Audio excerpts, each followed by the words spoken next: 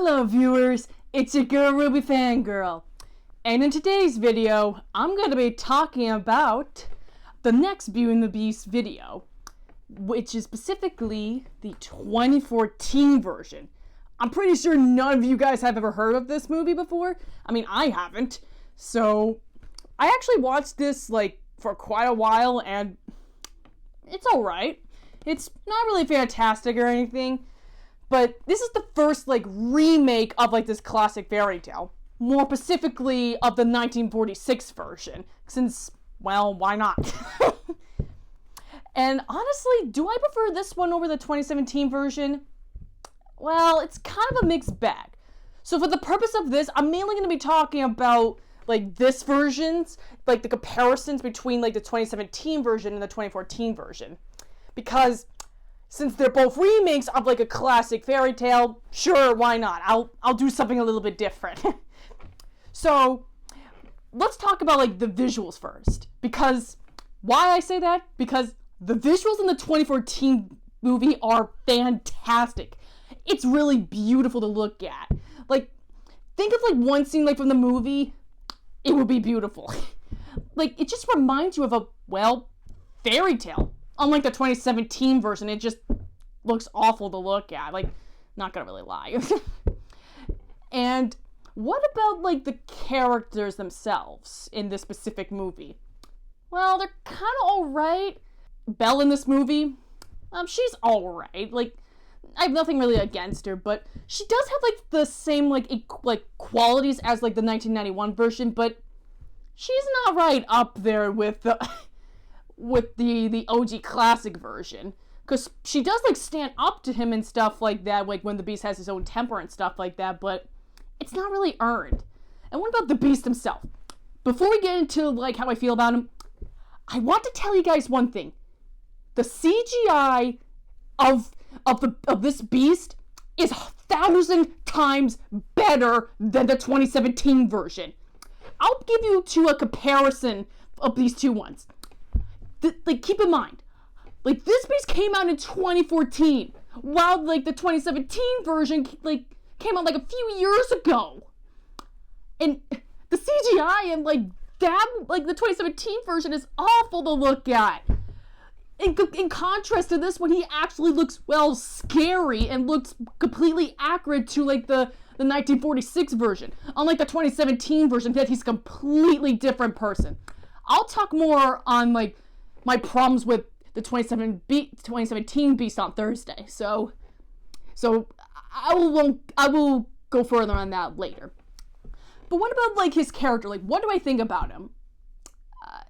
He's alright. I mean, he's barely in the movie and stuff like that. I mean, look, it's kind of very similar to the book version, that he doesn't really appear that often. He just disappears and then goes up to dinner to check on Belle. But he's not really likable, but I mean, he's a tad likable compared to the 2017 version, because he actually does look scary and cool to look at compared to the 2017 version, so that's probably the only plus I have. But what about the romance? The most important thing? Yeah, it's not really the greatest. They really screwed it up, in this remake, because I mean, sure, they do have, their moments, the dancing and stuff like that, but it's not really, earned. They just magically love themselves, completely out of nowhere. Come on, the 1946 movie was better at the romance compared to this movie. Yeah, even, this movie has freaking fainted, so... Yeah, I'm hurting it so much, but hey, I like it a tad bit better compared to the 2017 version, so I'll give it at least a tad bit of love, but I can't really, say much for the romance that implies. But first, let me put this back up, then I'll definitely talk about the other CGI things in here. Okay, now that's done. So what about, the other stuff? Because, there's more. Literally more. Because unlike the two previous ones, they actually, show, Belle, the past version of, the Beast, how he became, a Beast in the first place. Because unlike in the 1946 version, that he just turned to a beast out of complete air because you just have to read the book, and the 1991 Beast that he was turned into a beast because he was arrogant and needed to be taught a lesson. In this version, it's a lot darker than that. He was not really a great person. I mean, that would make sense, but it's for a completely different reason. Because on a hunting trip, the beast accidentally killed his own wife. Yeah, so he's an outright murderer in this. I swear. Did Ruby get like some inspiration from for Adam from this version of the beast? Just tell me on that, please. Did they actually watch this movie? And not only that, she's the daughter of Father Nature. That is even worse. So goddamn worse. And as her final words, she begged him, her father, not to kill him, rather just give him another punishment. Honestly, that's even worse than death, but at least he just turns to a monster and nothing else. So, as his daughter's request, he did turn him to a beast, and the only way to, of course, to undo it is to fall in love and earn that love in return. We all know, that stuff right now, so... Yeah, this is really insane. That caught me, off guard. I was like, oh my god. When did this become so dark? But that's not the only thing that surprised me. We get, statues. Full-on live statues. What is this? Attack on Titan? I don't remember this, from, the other movies.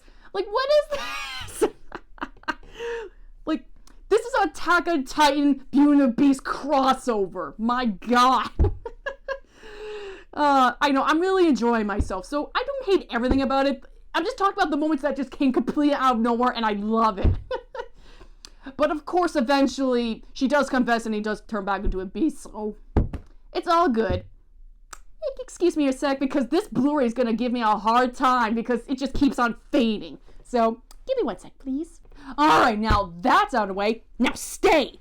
And, I think that's basically it, because despite that I do have problems with it, it's a tad bit better than the 2017 version. I'm gonna go on a full-on rant on the 2017 version, so you guys be better ready. But I would like to know from you guys. Have you seen the 2014 version? Are you interested in watching it? I would like to know in the comments below. And I'll see you guys in the next video!